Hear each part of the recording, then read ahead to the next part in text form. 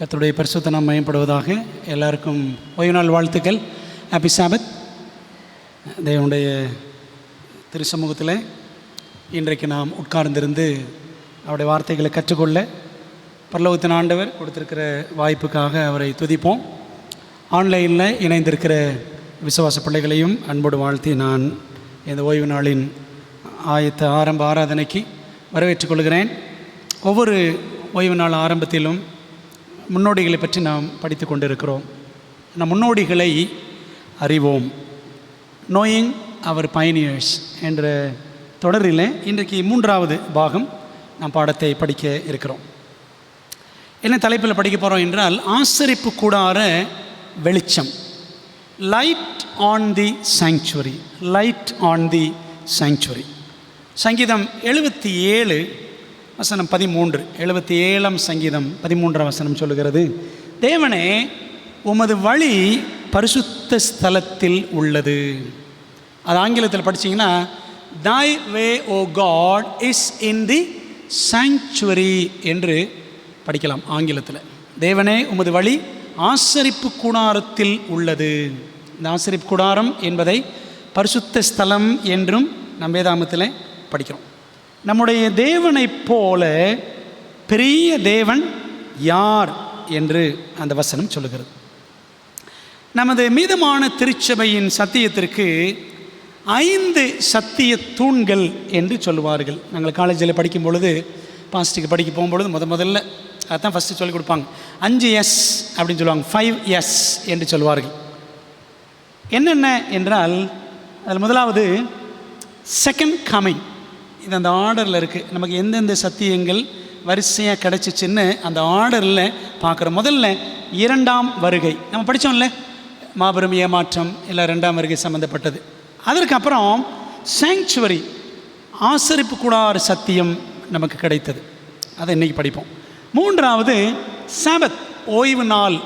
அதை பற்றி அடுத்த வாரம் படிக்க போகிறோம். எப்படி அந்த சத்தியம் நம்முடைய முன்னோர்கள் அதை கண்டுபிடித்தார்கள் அப்படின்னு படிப்போம். 4வது ஸ்பிரிட் ஆஃப் ப்ராஃபஸி, தீர்க்க தரிசன ஆவி. 5வது ஸ்டேட் ஆஃப் த டெட், மரித்தோர் நிலை என்று நம்ம 5S அப்படின்னு பார்க்குறோம். 7S அப்படின்னு சொல்லுவாங்க. கூடுதலாக சால்வேஷன் பை ஃபெய்த், விசுவாசத்தினால் ரட்சிப்பு. 7வது ஸ்டீவர்ட்ஷிப், உக்கிரானத்துவம். இதெல்லாம் பிற்பாடு வேதாகமத்தில் கண்டறியப்பட்ட சத்தியங்கள். ஆனால் அடிப்படையாக சொல்லுவது 5S, 5S என்று சொல்வார்கள். 2ஆம் வருகை இயக்கம் அல்லது மில்லர் இயக்கம் சம்பந்தமான நிகழ்வுகளை நாம் போன வாரம் சுருக்கமாக படித்தோம். ஞாபகம் இருக்குங்களா? அக்டோபர் 22, 1844ஆம் தேதி இயேசு 2ஆம் முறையாக வருவார் என்ற எதிர்பார்ப்பு கடைசியில் எப்படி முடிஞ்சிச்சு? ஒரு மாபெரும் ஏமாற்றமாக முடிந்தது. நம்முடைய திருச்சபையின் சரித்திரத்தில் அடுத்த கட்ட நிகழ்வு என்ன என்று அறிய விருப்பமா? அதை நீ படிக்க போகிறோம். சரிங்களா? மாபெரும் ஏமாற்றம், அது அந்த ஏமாற்றத்திலேருந்து சபை வந்துச்சு, அந்த சபை வளர்ந்துச்சு அப்படின்வாங்க. நம்ம கொஞ்சம் கொஞ்சமாக அதை டீட்டெயிலாக பார்க்க போகிறோம். சரிங்களா? ஜெபிக்கலாமா? எங்கள் நல்ல தகப்பனே, இந்த ஓய்வு நாளின் மாலை வேளைக்காக நன்றி. நம்முடைய ஆலயத்தில் வருவது எவ்வளோ பெரிய ஆனந்தம், பாக்கியம் ஆண்டவரே. அதற்கு நமக்கு ஸ்தோத்திரம். கர்த்தர் தம்முடைய திருவசனத்தின் வழியாய், திருச்சபை சரித்திரத்தின் வழியாய் எங்களோடு பேசுங்க தகப்பனே. நம்முடைய கருத்தில் ஒப்புக் கொடுக்குறோம் ஆண்டவரே. ஆலயத்திலும் ஆன்லைனிலும் இருக்கிற எல்லா பிள்ளைகளையும் ஆண்டவர் தொடுவீராக. ஆண்டவருடைய மெல்லிய சத்தத்தை கேட்க ஆண்டவர் எங்களுக்கு கிருபை செய்யும். கர்த்தாவே, எங்களுடைய எண்ணங்கள் எல்லாம் ஒருமுகப்படுத்தும் ஆவியானவர் ஆட்கொள்ளும். தேவனே, நீர் பேசும், நாங்கள் கேட்க காத்திருக்கிறோம். நீர் பெருகவும் நாங்கள் சிறுகவும் உதவி செய்யும். இயேசுவின் மூலம் ஜெபிக்கிறோம் நல்ல பிதாவே, ஆமென். அக்டோபர் 22, 1844 அந்த நாள் முடிந்த போது என்ன நடந்தது? கர்த்தரின் வருகைக்காக காத்திருந்தவர்கள் 50,000 கிட்டத்தட்ட 1,00,000 பேர் வரைக்கும், 50,000 1,00,000 பேர் வரைக்கும் காத்திருந்தார்கள். அமெரிக்காவின், வட அமெரிக்காவின் பல பகுதிகளில். அதில் காத்திருந்த ஏராளமான விசுவாசிகளின் குடும்பங்களில் அந்த இரவில் அக்டோபர் 22 1844 அன்று நள்ளிரவு 12 மணி ஆனதும் பயங்கரமான கண்ணீர். ஏராளமான வருகை விசுவாசிகள், 2ஆம் வருகையை பற்றி விசுவாசித்த குடும்பங்களில் கண்ணீர், பயங்கர கண்ணீர், கதறலான சூழ்நிலை நிலவியது. ஏன் தெரியுமா? ஆண்டவர் வருவார், அவர் வருவார் அப்படின்னு சொல்லி எல்லாரும் ஆவலோடு காத்திருந்தாங்க. அப்படி காத்திருந்த கூட்டத்தாரில் ஒரு குழுவினர், எல்லாம் ஒரே இடத்துல மொத்தமாக கூடலை, 50,000 1,00,000 எல்லாம் ஒரே இடத்துல கிடையாது, வேறு இடங்கள்.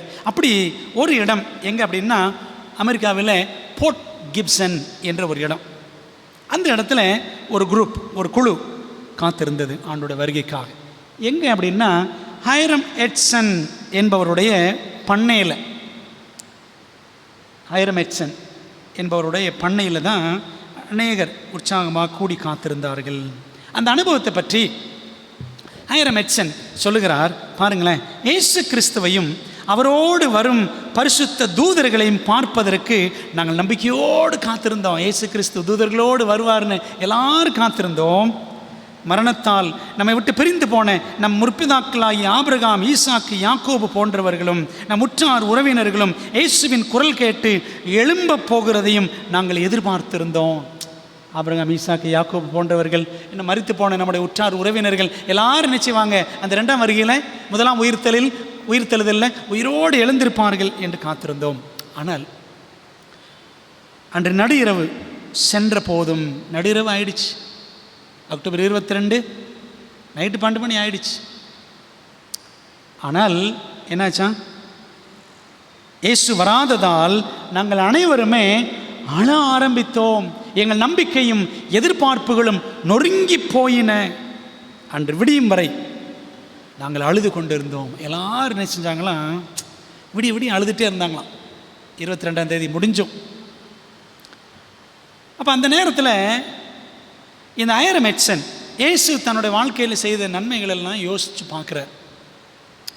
ஆண்டவர் இயேசு கிறிஸ்துவின் நாமத்தினாலே நோய்களை சுகமாக்கும் வரத்தை ஆண்டவர் எனக்கு கொடுத்துருக்கிறார். ஹைரம் எட்சன் நினச்சாராம், எனக்கு அந்த வரத்தை ஆண்டவர் கொடுத்துருக்கிறாரு, என்னுடைய சாட்சியினால் அநேகர் மனம் மாறி இருக்கிறாங்க, ஆண்டவர் எனக்கு சமாதானத்தை கொடுத்துருக்கிறாரு.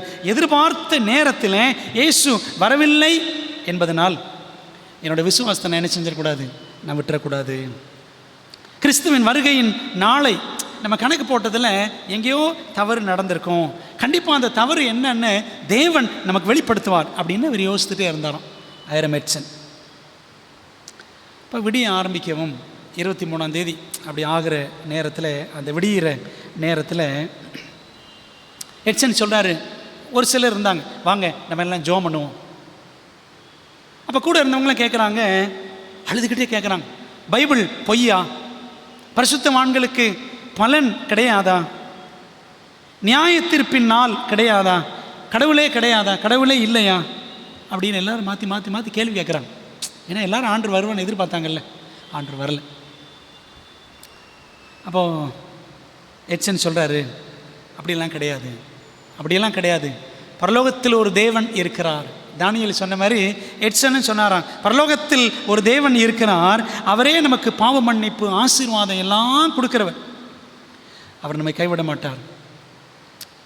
சீக்கிரத்தில் இதற்கு ஒரு தீர்வு கண்டிப்பாக கிடைக்கும், நாம் அடைந்த ஏமாற்றத்திற்கான பதில் ஆண்டவர் தருவார்னு சொல்லிட்டு எட்சன் சொல்கிறாரு. அப்போ என்ன பண்ணுறாங்களா, எல்லோரும் முழங்கால் படிட்டு அந்த காலை நேரத்தில் 23ஆம் தேதி காலையில் எல்லோரும் ஜெபம் பண்ணுறாங்க.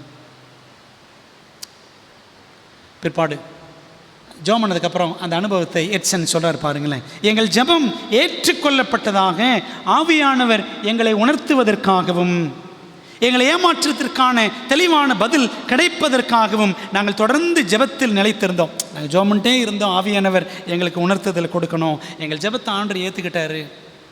நாங்கள் ஏமாற்றம் அடைந்தோமே, அதுக்கு என்ன காரணம், அதற்கு பதில் அவர் தர வரைக்கும் நாங்கள் தொடர்ந்து ஜெபத்தில் நிலைத்திருந்தோம் அப்படின்னு எழுதுகிறார் எட்சன். அதுக்கப்புறம் ஜெபம் பண்ணதுக்கப்புறம் அங்கேருந்து எல்லாருமே சிரித்த முகத்தோடு சாப்பிட்றதுக்கு போகிறாங்க, காலை சாப்பாடு சாப்பிட்றதுக்காக போகிறாங்க. ஆனால் சமையல் கட்டில் சில பெண்கள் அழுதுகிட்டே இருந்தாங்களாம், ஆண்டவர் வரலையே என்று கண்ணீர். அப்போ எட்சன் சொன்னார், கவலைப்படாதீங்க, தேவன் நிச்சயமாக நமக்கு தேவையான வெளிச்சத்தை கொடுப்பார். அப்படின்னு சொன்ன உடனே அப்புறம் எல்லோரும் சந்தோஷமாக சாப்பிட்றாங்க. இப்போ கேள்வி, யார் இந்த ஹைரம் எட்சன்? ஹைரம் எட்சன் சொன்னேன்ல, யார் இவர்? 1806 பிறந்து 1882 மரித்தவர். வில்லியம் மில்லருடைய ஊழியங்களில் இந்த மில்லர் இயக்கம், அந்த இயக்கத்தில் மிகவும் முக்கியமான உதவியாளர்கள் 2 பேர், ரொம்ப துணையாக இருந்தவங்க 2 பேர் வில்லியம் மில்லருக்கு. ஒருத்தர் ஜோஷுவா ஹைம்ஸ் மேலே, அடுத்து பாருங்கள் ஹைரம் எட்சன். இந்த 2 பேரும் வில்லியம் மில்லருக்கு வலது கை இடது கை போல இருந்தவர்கள். இந்த ஹைரம் எட்சன் மெத்தடிஸ்ட் சபையிலிருந்து, அந்த சபையிலிருந்து விசுவாசியாக பிற்பாடு இருந்தவர் எங்கே வந்துடுறாரு? வில்லியம் மில்லர் இயக்கத்துக்கு வந்துடுறார். கனடா நாட்டுக்கு, அமெரிக்கா பக்கத்தில் இருக்குல்ல, கனடா நாட்டுக்கு நம்முடைய சத்தியத்தை கொண்டு சென்ற முதல் நபர் இவர் தான், ஹைரம் எட்சன் என்பவர் தான். ஆரம்பத்தில் மில்லர் இயக்கத்திலும், பிற்பாடு இந்த மில்லர் இயக்கம் எப்படின்னு மாறிச்சு? செவன்த் டே அட்வென்டிஸ்ட் இயக்கம் அப்படின்னு மாறிச்சு. Seventh day Adventist movement. அதுக்கப்புறம் தான் செவன்த் டே அட்வென்டிஸ்ட் சர்ச்சுன்னு வந்துச்சு. சரிங்களா? இது நம்ம தெரிஞ்சுக்கணும். ஆகவே மில்லர் இயக்கத்திலும் முதல்ல மெத்தடிஸ்ட் சபையில் இருக்கிறாரு ஹைரம் எட்சன், அதுக்கப்புறம் மில்லர் இயக்கம், அதுக்கப்புறம் செவன்த் டே அட்வென்டிஸ்ட் இயக்கம். இந்த இயக்கத்தில் அதிகமாக பாடுபட்டு ஊழியம் செஞ்சு தியாகத்தோடு கொடுத்து நம்முடைய சபை வளர்வதற்கு காரணமாக இருந்த முக்கியமான முன்னோடிகளில் ஹைரம் எட்சனும் ஒருவர் என்பதை நாம் மனதில் வைத்துக்கொள்ள வேண்டும். ஆரம்ப காலகட்டங்களில் நம்முடைய முன்னோடிகள் என்ன திட்டம் போட்டாங்கன்னா, ஒரு பத்திரிகை ஒன்று தொடங்க வேண்டும், நம்ம சத்தியங்களை பரப்புறதுக்கு ஒரு பத்திரிகை தொடங்க வேண்டும், அதற்கு அச்சு பணி செய்யணும் அப்படின்றதுக்காக என்ன செய்கிறாங்க, ரோச்செஸ்டர், அமெரிக்காவில் ரோச்செஸ்டர், இது இப்போ இப்படி நல்லா டெவலப் ஆகிருக்கு, நம்ம படிக்கிறது ஒரு 150 வருஷத்துக்கு முன்னாடி. அந்த ரோச்செஸ்டர் என்ற இடத்துல நியூயார்க்கில் ஒரு ஹேண்ட் ப்ரெஸ் கையால் பயன்படுத்தக்கூடிய அச்சு இயந்திரம், இதுதான் நம்ம திருச்சபையின் ஆரம்ப காலகட்டத்தில் முதலாக பயன்படுத்தப்பட்ட ஹேண்ட் ப்ரெஸ், கையிலேயே அச்சு இயந்திரத்தை பயன்படுத்தி கைப்பிரதிகளை அவர்கள் அச்சிட்டார்கள். ஆகவே இந்த ஹேண்ட் ப்ரெஸ் ஒன்று அச்சு இயந்திரம் நிறுவ வேண்டும் என்று நம்ம முன்னோடிகள் தீர்மானித்து பணம் சேகரித்து அச்சு இயந்திரம் வாங்கி அச்சுக்கூடம் அமைக்கணும், ப்ரெஸ் ஒன்று உருவாக்கணும்னு சொல்லிட்டு 3 பேரை நியமித்தார்கள். 3 பேர் கொண்ட ஒரு கமிட்டி. சரிங்களா? அதில் அந்த 3 பேரில் ஒருத்தர் யாருன்னா ஹைரம் எட்சன் என்பவர். அப்போ அந்த காலத்தில் இந்த அச்சு இயந்திரத்துடைய விலை எவ்வளோன்னு பார்த்தீங்கன்னா $600. இன்றைக்கு உள்ள மதிப்புப்படி, இந்திய மதிப்பின்படி 30,000 ரூபா, 30,000 rupees. இது நடந்த வருஷம் 1852, 1852. அப்போ அந்த காலத்தில் பார்த்தீங்கன்னா, நான் சொல்லியிருக்கேன் ஏற்கனவே, முன்னோடிகள்லாம் பெரிய பெரிய பணக்காரவங்களாம் கிடையாது, மேபி ஒரு சிலர் கொஞ்சம் வசதியாக இருந்தாங்க. அநேகர் இடத்தில் பணம் இல்லை. ஜோசப் பேட்ஸ் என்ற கேப்டன், இவர் என்ன செஞ்சாராம், தன்னுடைய கப்பலையே விற்றுட்டாருன்னு படித்தோம். $11,000 கப்பலை விற்றுட்டார். அந்த பணம் எல்லாம் செலவாயிடுச்சு ஊழியத்துக்கு. பெரும்பாலானவர்கள் முன்னோடிகளிலே ஏழைகளாக இருந்தார்கள். ஆனால் பணம் இல்லாட்டினாலும் என்ன பண்ணாங்க, ஊழியத்துக்காக நல்ல திட்டம் போட்டு செயல்பட்டார்கள். இப்போ கேள்வி, பணம் கிடைத்ததா? இந்த ப்ரெஸ் தொடங்கணும், பணம் கிடைச்சிச்சா? என்ன பண்ண ஹைரம் எட்சன் நியூயார்க்கில் போர்ட் பைரன் என்ற ஒரு இடம், போர்ட் பைரன் என்ற இடத்துல இவருக்கு, இந்த ஹைரம் எட்சனுக்கு ஒரு பண்ணை இருந்துச்சு, ஒரு தோட்டம், சொத்து இருந்துச்சு. அது என்ன பண்ணாராம், விற்றுட்டாராம். $3,500 விற்றார். விற்றுட்டு $650 இந்த அச்சு பணிக்காக கொடுத்தார் ஹைரம் எட்சன். அப்படி உருவான அச்சகம்தான் நம்முடைய திருச்சபையில் முதல் அச்சகம், review and Herald publishing house அப்படின்னு இப்போ இருக்குது. சரிங்களா? Review and Herald publishing house, இதுதான் முதல் ப்ரெஸ். இன்றைக்கி உலகத்தில் அட்வென்டிஸ்ட் அச்சகங்கள் 60 அச்சகங்கள் இருக்கின்றன. 60 presses throughout the world. அதில் ஒன்று இந்தியாவில் இருக்குது. சரிங்களா? பூனாவில். என்னது? OWPHன்னு சொல்லுவாங்களே, ஓரியண்டல் வாட்ச்மேன் பப்ளிஷிங் ஹவுஸ் அப்படின்னு சொல்லுவாங்க. ஆனால் இந்த ஹைரம் எட்சன் $650 கொடுத்தார் பார்த்தீங்களா? அதை வச்சு உருவான முதல் ப்ரெஸ் தான் ரிவ்யூ ஹெரால்ட் பப்ளிஷிங் ஹவுஸ் அப்படின்னு பார்க்குறோம். ஆகவே எவ்வளோ பெரிய ஒரு தியாகம் இந்த முக்கியமான முன்னோடி ஹைரம் எட்சன்.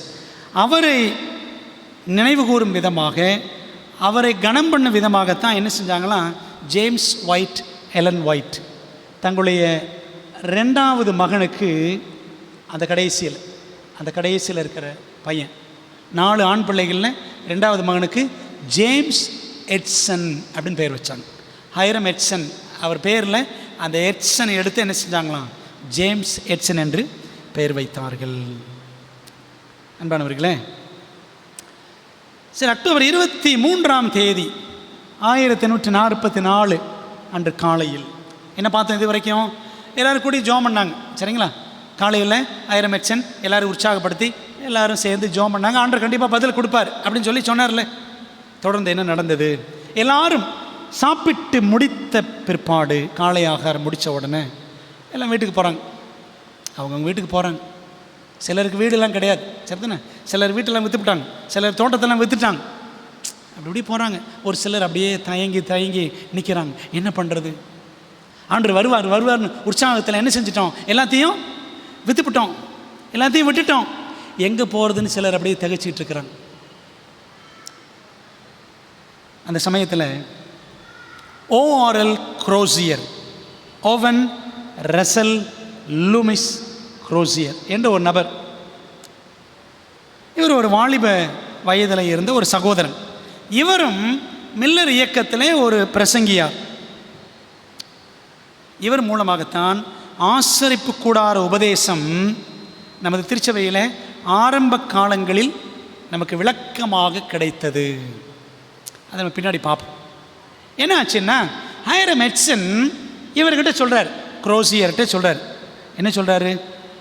நாம் அடைந்த ஏமாற்றத்தை குறித்து நமக்கு விளக்குவதாக தேவன் உறுதி அளித்திருக்கிறார். நம்ம ப்ரே பண்ணோம்ல காலையில், நம்ம ஏன் இந்த ஏமாற்றம் அடைந்தோம், மாபெரும் ஏமாற்றம் ஏன் வந்துச்சு, இதுக்கு ஆண்டவர் கண்டிப்பாக நமக்கு பதில் கொடுப்பேன் என்று சொல்லியிருக்கிறார். அதனால் என்ன செய்வோம்? இந்த செய்தியை கொண்டு நம்ம எல்லாரையும் தேற்றுவோம், எல்லாரும் உற்சாகப்படுத்துவோம் அப்படின்னு சொல்லி இந்த 2 பேரும் கிளம்புறாங்க. வீட்டிலேருந்து கிளம்புறாங்க, எட்சனும் குரோசியரும். அந்த வீட்டிலேருந்து கிளம்பி வீட்டுக்கு பின்னால் ஒரு சோளக்காடு இருக்கிறது, சரிங்களா? சோளக்காடு. ஸோ அந்த சோளக்காட்டு வழியாக நடந்து போகிறாங்க. 2 பேரும் பேசிக்கிட்டே போகிறாங்க. அப்படி போகும் பொழுது வழியில் பார்த்தீங்கன்னா சோள கதிர்கள் அப்படியே கட்டுக்கட்டாக குவிச்சு வச்சுருக்கிறாங்க.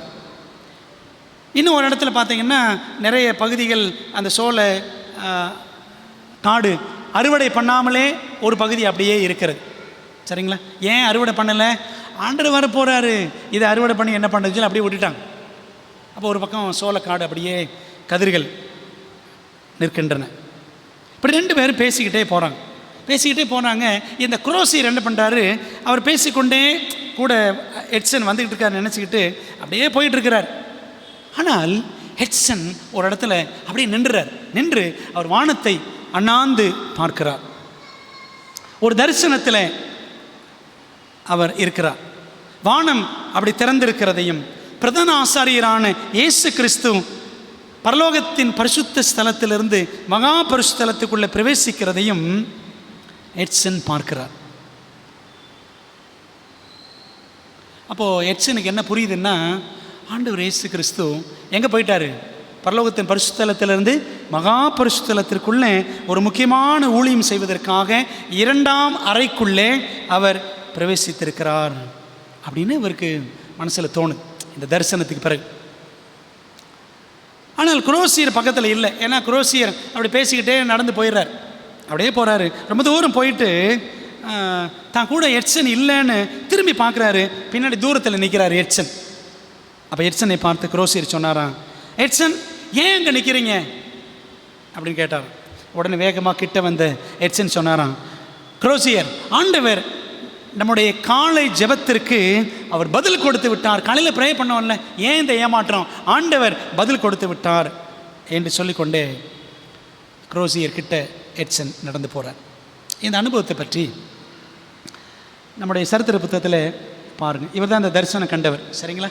அக்டோபர் 23ஆம் தேதி காலையில். இந்த அனுபவத்தை பற்றி the great second advent movement, மாபெரும் இரண்டாம் வருகை இயக்கம் புத்தகத்தில் என்ன வாசிக்கிறேன் பாருங்களேன். Hiram Edson of Port Gibson, நியூயார்க், told me that the day after the passing of the time in 1844, as he was praying behind the shocks of corn in a field, the Spirit of God came upon him in such a powerful manner that he was almost smitten to the earth, and with it came an impression: the sanctuary to be cleansed is in heaven. He communicated this thought to Oral Crozier, and they together carefully investigated the subject. இந்த நியூயார்க்கில் board Gibson என்ற இடத்தை சேர்ந்த ஹைரம் எட்சன் அந்த ஏமாற்றம் நடந்த நாளுக்கு மறுநாளில் ஒரு சிலர் எல்லாம் சேர்ந்து என்ன செஞ்சாங்க, இந்த சோளக்கட்டுகளுக்கு பின்பாக இருந்து ஜெபித்தார்கள். அப்படி ஜெபிக்கும் பொழுது தேவ ஆவியானவர் மிக வல்லமையாக யார் மேலே இறங்குறாரு? இந்த எட்சன் மீது இறங்கினார். அப்படி எட்சன் மீது இறங்கின உடனே எட்சன் கீழே விழுந்துட்டாராம். கீழே விழுந்துற அவர் உள்ளத்தில் உண்டான ஒரு எண்ணம், ஆசரிப்பு கூடாரம் எங்கே இருக்கிறது? பரலோகத்தில் இருக்கிறது அப்படின்னு இவருக்கு மனதில் ஒரு இம்ப்ரெஷன் வருகிறது. சரிங்களா? ஜெபத்திலும் அந்த இம்ப்ரெஷன், அப்புறம் தரிசனத்திலையும் பார்க்குற. அதை உடனே குரோசியர்கிட்ட தெரியப்படுத்தினார். இந்த 2 பேர் சேர்ந்து என்ன பண்ணாங்களாம், பிற்பாடு இந்த ஆசரிப்பு கூடாரம் பற்றி ஆராய்ச்சி செய்ய ஆரம்பித்தார்கள். என்ன சொன்னார் எட்சன் பாருங்கள், ஒரு ஆழமான கருத்தை ஆண்டவர் எனக்கு வெளிப்படுத்தினார். குரோசியர்கிட்ட சொல்கிறார், 2300 ராப்பகல் முடிந்து 7ஆம் மாதம் 10ஆம் தேதியில் இயேசு பரலோகத்திலிருந்து பூமிக்கு வருவதற்கு பதிலாக, எல்லாரும் பூமிக்கு வருவதை எதிர்பார்த்தாங்க, ஆனால் எங்கேருந்து எங்கே வந்தார்? பரலோக ஆசரிப்பு கூடாரத்தின் 1ஆம் அறை பரிசுத்தலத்திலிருந்து 2ஆம் அறைக்குள்ளே மகா பரிசுத்தலத்துக்குள்ளே முதல் முறையாக அவர் பிரவேசித்திருக்கிறார். பூமிக்கு வருவதற்கு முன்பாக அந்த பரலோக மகா பரிசுத்தலத்தில் இயேசுவுக்கு ஒரு வேலை இருக்கிறது என்று சொன்னார் எட்சன். குரோசியர் சொல்றார், குரோசியர், ஆண்டவர் இயேசு கிறிஸ்து பூமிக்கு வருவார்னு நினைச்சோம், அவர் எங்கே வந்திருக்கிறாரு? பரிசுத்தலத்திலிருந்து மகா பரிசுத்தலத்துக்குள்ள போயிட்டார். ஏன்னா அவருக்கு அங்கே முக்கியமான வேலை இருக்கிறது. ஸோ அப்போ தான் அவங்களுக்கு அந்த தவறு புரிகிறது. என்ன தவறு? நம்ம நினச்சிட்டோம் பூமிக்கு வருவாருன்னு. அக்டோபர் 22, 1844 தானியேல் 8:14, அவன் என்னை நோக்கி 2300 ராப்பகல் செல்லும் வரைக்கும் இருக்கும், பின்பு பரிசுத்த ஸ்தலம் சுத்திகரிக்கப்படும். இந்த வசனத்தினுடைய அர்த்தத்தை வேதாகமத்தில் தேடுவதை விட்டுவிட்டு நம்ம என்ன பண்ணிட்டோம், மற்ற கிறிஸ்தவர்கள் நம்புகிற மாதிரி நாமும் நம்பிட்டோம். மற்ற கிறிஸ்தவர்கள் என்ன பண்ணாங்க அந்த காலத்தில்? பூமி தான் என்னது, பரிசுத்த ஸ்தலம் என்று நினைத்தது போல நாமும் நம்பிட்டோம். ஆனால் பூமியில் உள்ள ஆசரிப்பு கூடாரத்தை அல்ல, பரலோக ஆசரிப்பு கூடாரத்தையே அது சுட்டி காட்டுகிறது. அதாவது பூமி தான் ஆசரிப்பு கூடாரம் நினச்சிக்கிட்டாங்க. பூமியில் ஆசரிப்பு கூடாரம்லாம் கிடையாது. சரிங்களா? கிபி 70 அது ரோம சேவகர்கள் வந்து அழிச்சிட்டாங்க. அப்போ பூமி தான் ஆசரிப்பு கூடாரம் நினச்சிட்டோம். அப்படி அல்ல, பரலோகத்திலே ஆசரிப்பு கூடாரம் இருக்கிறது. அங்கு ஒரு விசேஷமான வேலை ஆரம்பித்து விட்டது என்பதை எட்சன் புரிஞ்சுக்கிட்டாரு. அதை குரோசியர்கிட்ட சொல்கிறார். பிற்பாடு என்ன செய்றாங்க தெரியுமா? அடுத்து சில வாரங்கள் ஹைரம் எட்சன், குரோசியர், அப்புறம் இன்னொரு நண்பர் டாக்டர் ஃப்ராங்க்லின், இவங்களாம் என்ன செய்கிறாங்கன்னா ஒன்றா சேர்ந்து 3 பேரும் பரலோக ஆசரிப்பு கூடாரத்தை பற்றி ஆழமாக படித்தார்கள். அதில் குறிப்பாக குரோசியர், ORL குரோசியர், அவர் தான் என்ன செஞ்சாராம், மிகவும் ஆழமாக கருத்து ஒன்றி ஆசரிப்பு கூடாரம் பற்றி அவர் படித்தார். 1844 அக்டோபர் 22ஆம் தேதி பரலோகத்தில் நியாய விசாரணை ஆரம்பித்து விட்டது என்று அந்த ஆராய்ச்சிக்கு பிறகு புரிந்து கொண்டார்கள். நம்முடைய முன்னோடிகள் என்ன நினைச்சாங்க அப்படின்னா, மத்தேயு 25 முதல் 13 வசனங்கள், அந்த 10 கன்னிகைகள் இருக்கிற ஓமை, அந்த 10 கன்னிகைகள் ஓமையில் இருக்கிறபடி புத்தியுள்ள கன்னிகைகள் எப்படி இருந்தாங்க? ஆயத்தமாக இருந்தாங்க. அந்த மாதிரி நாம் ஆயத்தமாக இருக்க வேண்டும் என்று உணர்ந்து ஆயத்தமானார்கள். ஆனாலும் ஒரு பெரிய ஏமாற்றத்தை சந்தித்தார்கள். மத்தேயு 25 அந்த 10 கன்னிகைகளை பற்றி படித்தவர்கள் லூக்கா 19:12 அப்போ அவங்க புரிஞ்சிக்கலை. அந்த ஏமாற்றத்துக்கு முன்பாக அதை புரிஞ்சிக்கலை. ஏமாற்றத்துக்கு பிறகு தான் லூக்கா 19:12 அவங்களுக்கு புரிஞ்சிச்சு. என்னன்னு பாருங்கள், இந்த வசனம் படிக்கலாமா?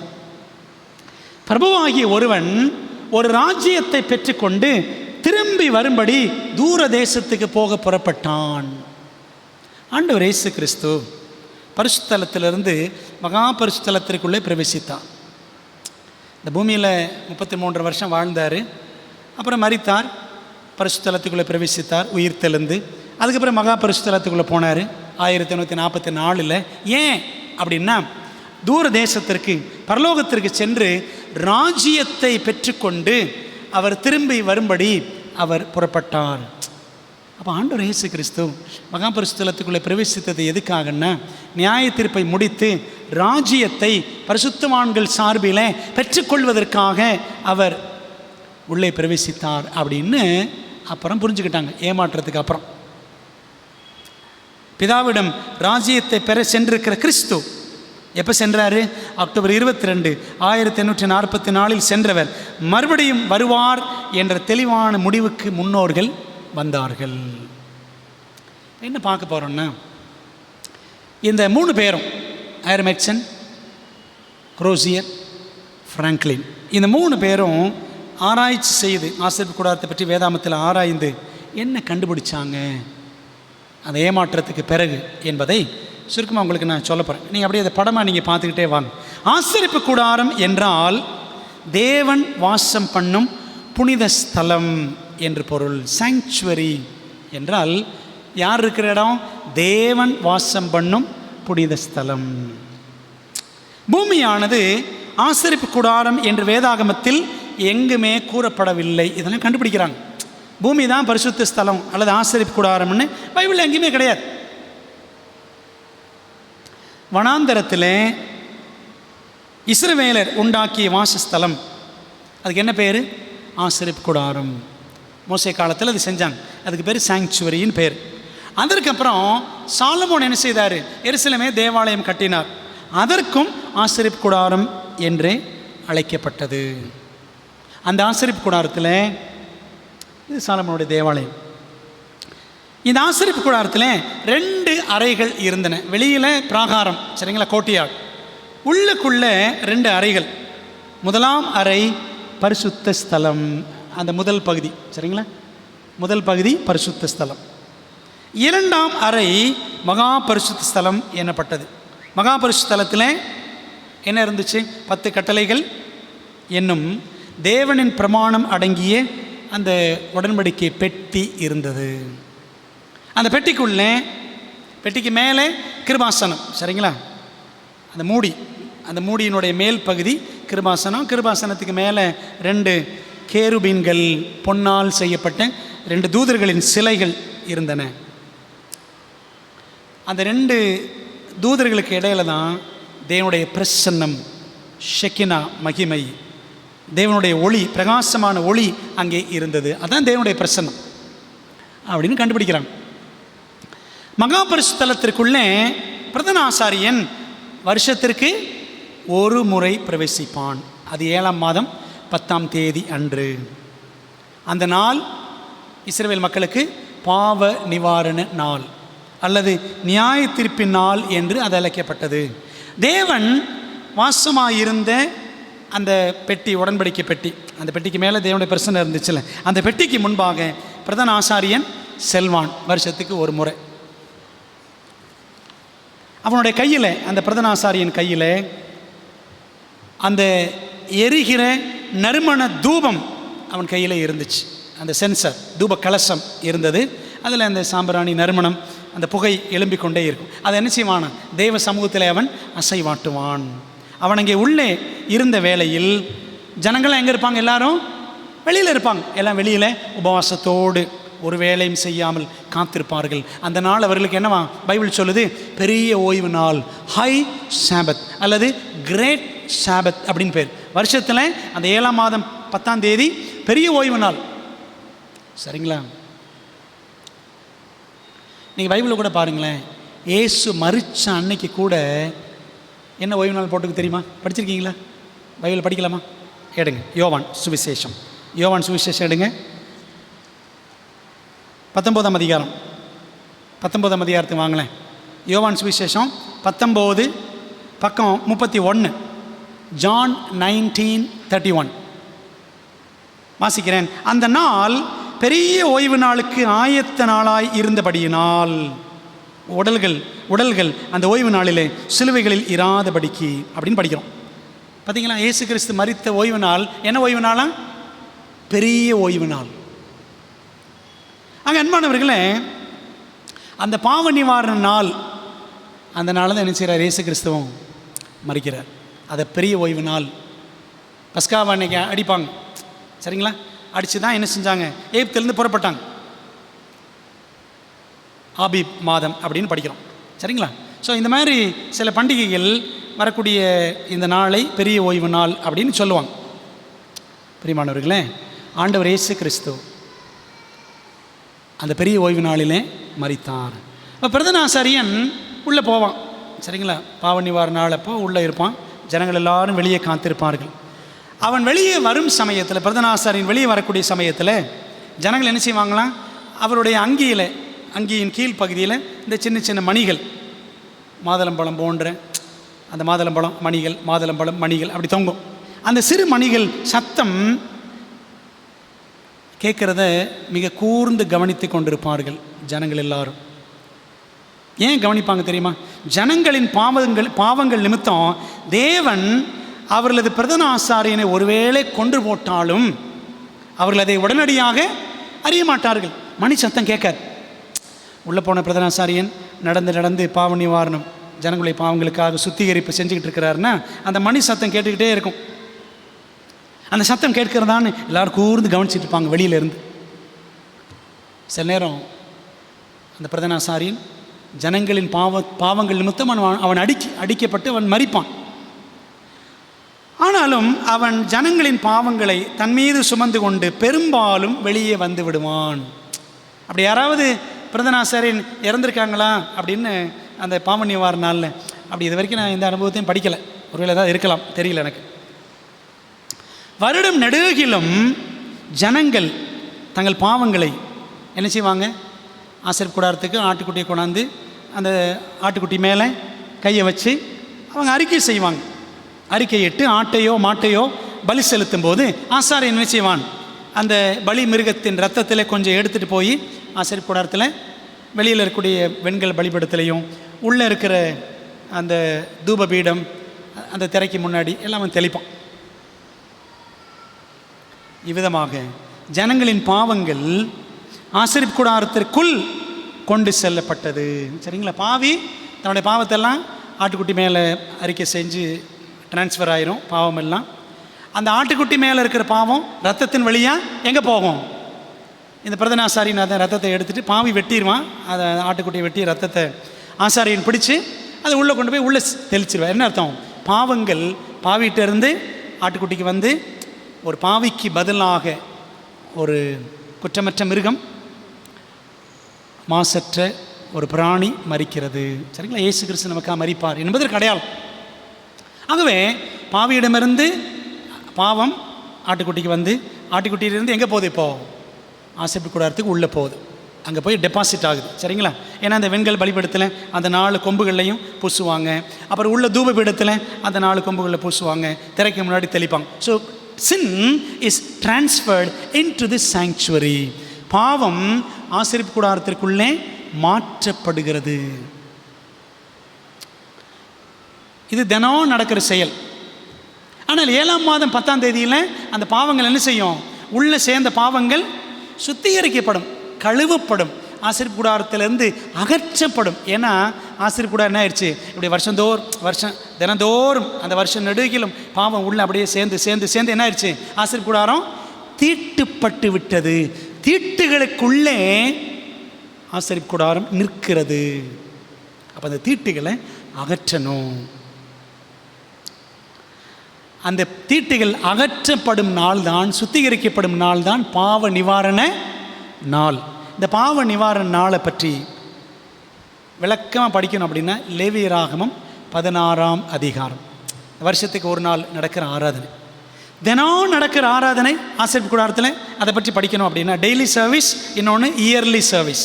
அந்த டெய்லி சர்வீஸ் அன்றாட ஆராதனை பற்றி படிக்கணும்னா லேவியராகமம் 4ஆம் அதிகாரம். வருடாந்திர ஆராதனை பற்றி படிக்கணும்னா லேவியராகமம் 16ஆம் அதிகாரம். அப்போ பாருங்கள், பாவ நிவாரண நாளில் என்ன நடக்கும்? அந்த நாளில் ஜனங்களின் பாவங்கள் அகற்றப்பட்டு ஆசரிப்பு கூடாரம் சுத்திகரிப்பு அடைந்தது. சரிங்களா? இதெல்லாம் கொஞ்சம் கொஞ்சமாக கண்டுபிடிக்கிறாங்க நம்முடைய முன்னோடிகள் வேதத்தை ஆராய்ந்து. ஆசரிப்பு கூடாரம் அல்லது ஆலயத்தின் வாசலில் பிரதான ஆசாரியனிடம் ஒரு வெள்ளாட்டுக்கடா, 2 வெள்ளாட்டுக்கடா கொண்டு வருவாங்க. சரிங்களா? சீட்டு போடுவாங்க. ஒரு வெள்ளாட்டுக்கடா என்னது? கர்த்தருடைய ஆடு. அதுதான் வெட்டி ரத்தத்தை உள்ளே கொண்டு போய் தெளிப்பார் பிரதான ஆசாரியன். இன்னொரு ஆடு என்னது? வெளியில் இன்னொரு ஆடு உயிரோடு இருக்கும். அதுதான் போக்காடு, ஸ்கேப் கோட். ஒன்று த லார்ட்ஸ் கோட், கர்த்தருடைய ஆடு. இன்னொன்று போக்காடு, ஸ்கேப் கோட், குப்பை வண்டி. சரிங்களா? என்ன குப்பை வண்டி அப்படின்றன்னு சொல்கிறீங்களா? அந்த போக்காடு இருக்குது பார்த்தீங்களா? போக்காடு என்ற வார்த்தைக்கு மூல பாஷையில் Azazel, Azazel, AZAZEL, Azazel. Azazel அப்படின்னா எபிரேய பாஷையில் குப்பை வண்டின்னு அர்த்தம், கார்பேஜ் ட்ரக்குன்னு அர்த்தம். உண்மை தானே? சாத்தான்கிட்ட இருந்து தான் எல்லா குப்பையும் யார்கிட்ட வருது? பாவம் என்ற குப்பையெல்லாம் எங்கே தான் வருது? நம்மகிட்ட வருது. அப்போது இந்த குப்பையெல்லாம் பாவி கொண்டாந்து ஒரு ஆட்டுக்குட்டி மேலே செலுத்தி அந்த குப்பையெல்லாம் எங்கே போயிடுது? பாவம் என்ற குப்பையெல்லாம் ஆசரிப்பு கூடாரம் உள்ளே போயிடுது. இந்த குப்பையெல்லாம் என்ன செய்வார்? விளங்குதா உங்களுக்கு? ஒரு கர்த்தருடைய ஆட்டை வெட்டி, ஆசாரியன் அதை வெட்டி, அதை பிரதான ஆசாரியன் தான் வெட்டுவார். அதை வெட்டி ரத்தத்தை கொண்டு உள்ளே தெளிச்சிடுவார். அப்புறம் இந்த பாவங்கள் எல்லாம் என்ன செய்வார்? இவர் கொண்டு வந்து, பிரதான ஆசாரியன் கொண்டு வந்து அப்படியே வெளியில் இருக்கிற இந்த போக்காட்டின் மேல் அறிக்கையிடுவார். அதன் தலையின் மேல் பிரதான ஆசாரியன் கைகளை வைத்து ஜனங்களின் பாவங்களை அறிக்கை செய்து அந்த பாவங்கள் எல்லாம் போக்காட்டின் மேல் சுமத்தினான். போக்காடுன்னு என்னது? சாத்தானுக்கு அடையாளம். சரிங்களா? ஒன்று கர்த்தருடைய ஆடு, ஒன்று கிறிஸ்துவுக்கு அடையாளம், இன்னொன்று சாத்தானுக்கு அடையாளம். சரிங்களா? பின்னர் அந்த வெள்ளாட்டுக்கடா, அந்த போக்காடு, சாத்தானுடைய ஆடு, வனாந்திரத்தில் அலைந்து திரிந்து மடியும்படி அனுப்பிவிடப்பட்டது. நல்ல வசமான ஆட்கள் 2 பேர்கிட்ட அந்த போக்காடை கொடுத்துருவாங்க. அவன் கொண்டு போய் வனாந்திரத்தில் ஆள் இல்லாத இடத்துல போய் விட்டுட்டு வந்துடுவான். அது அலைஞ்சு திரிஞ்சு கடைசியில் செத்து போயிடும். வழங்குது அவங்களுக்கு? இதுதான் இந்த 1000 ஆண்டுகள் அரசாட்சி பரலோகத்தில் நடக்கும் பொழுது சாத்தான் எங்கே கிடப்பான்? பூமியில் அந்த போக்காடு மாதிரி கிடப்பான். வழங்குது அவங்களுக்கு? அன்பானவர்களே, இதெல்லாம் கண்டுபிடிக்கிறாங்க, கொஞ்சம் கொஞ்சமாக கண்டுபிடிக்கிறாங்க. அந்த ஏமாற்றத்துக்கு அப்புறம் பிரதான ஆசாரியன், நமது பிரதான ஆசாரியரான கிறிஸ்துவை பிரதிபலிக்கிறான். உள்ள இந்த வருஷத்துக்கு ஒரு முறை போயிட்டு வர்றாருல பிரதான ஆசாரியன், அவர் யாரை சுட்டி காட்டுறாரு? அந்த ஆட்டுக்குட்டியும் இயேசு கிறிஸ்து தான் சுட்டி காட்டுகிறது, கர்த்தருடைய ஆடு. அந்த பிரதான ஆசாரியனும் யாரை தான் சுட்டி காட்டுகிறார்? இயேசு கிறிஸ்துவை தான் சுட்டி காட்டுகிறார். பாவி பலி செலுத்திய செம்மறி ஆட்டுக்குட்டியும் நமது பாவங்களுக்காக பலியான கிறிஸ்துவை காட்டுகிறது. போக்காடான வெள்ளாட்டுக்கடா சாத்தானை குறிக்கிறது. அது மன்னிக்கப்பட்ட எல்லாரது பாவங்களையும் சுமந்து சென்று அவைகளுக்காக தண்டனை அனுபவிக்க வேண்டும். அந்த போக்காடு பூமியில் உள்ள ஆசரிப்பு கூடாரம் பரலோகத்தில் உள்ள மாதிரியின்படியே இருந்தது. பூமியில் அந்த ஆசரிப்பு கூடாரத்தை மோசே காலத்தில் செஞ்சாங்கல்ல, பரலோகத்தில் எப்படி இருந்துச்சோ அதை மாதிரி செய்யன்னு சொன்னார் ஆண்டவர் மோசேட்ட. அப்படியே செய்யப்பட்டது. ஆகவே மேலே உள்ள ஆசரிப்பு கூடாரம், மேலே உள்ளது, கீழே இருக்கிற அந்த ஆசரிப்பு கூடாரத்துக்கு ஒரிஜினல் அதுதான். அந்த ஒரிஜினலை பார்த்து தான் மோசேக்கு ஆண்டவர் காமிச்சார். அதை வச்சு தான் என்ன பண்ணாங்க? கீழே அந்த மாதிரியை, அந்த சாயலை இங்கே செய்தார்கள், உருவாக்கினார்கள் அந்த ஆசரிப்பு கூடாரத்தை. விளங்குச்சிங்களா? இதெல்லாம் ஆண்டவர் அவங்களுக்கு கொஞ்சம் கொஞ்சமாக வெளிப்படுத்துகிறார் நம்முடைய முன்னோடிகளுக்கு. ஆகையால் இப்போ என்ன அவங்களுக்கு புரிஞ்சிருச்சு? பரலோகத்தில் ஒரு ஆசரிப்பு கூடாரம் இருக்கிறது. அங்கே கிறிஸ்து நமது பிரதான ஆசாரியராக பணியாற்றுவதற்காக அவர் உள்ளே பிரவேசித்தார். அக்டோபர் 22, 1944 நம்ம பூமிக்கு வருவார்னு நினச்சிக்கிட்டு இருந்தோம். அங்கே தான் தவறு. There we made a mistake. உலகம் ஆரம்பித்த நாள் முதல் தமது ஜனங்களின் எல்லா பாவங்களையும் பரலோக ஆசரிப்பு கூடாரத்திலிருந்து சுத்திகரிக்க 2300 ஆண்டுகளின் முடிவில் இயேசு உள்ளே பிரவேசிப்பார். அதான் இந்த 2300 ஆப்புகள் தீர்க்க தரிசனம். அந்த நாள் முதல், சரிங்களா, அக்டோபர் 22, 1944 முதல் அவர்களது பாவங்கள் எல்லாம் விளக்கப்படுகிற, சுத்திகரிக்கப்படுகிற பணி ஆரம்பித்தது. பாவங்கள் எல்லாம் ஆண்டு பிற்பாடு நினைச்சு வாரான், பிசாசின் மீது சுமத்துவார். அவன் அந்த பாவங்களுக்காக மரிக்கத்தான் வேண்டும். பின்னர் இயேசு தமது ஜனங்களை ஆசீர்வதித்து அழைத்து செல்ல வருவார். பிரதனாசன் வெளியே வந்து என்ன செய்வான்? கர்த்தர் உங்களை ஆசீர்வதித்து காக்க கடவர் அப்படின்னு அந்த ஆசீர்வாதம் சொல்லுவார். சரிங்களா? என்னாகும் 6ஆம் அதிகாரம், கர்த்தர் தமது முகத்தை உங்கள் மேல் பிரகாசிக்க பண்ணி உங்கள் மேல் கிருபையாக இருக்க கடவர் அப்படின்னு சொல்கிறாங்க. பார்த்தீங்களா இந்த ஆசீர்வாதம்?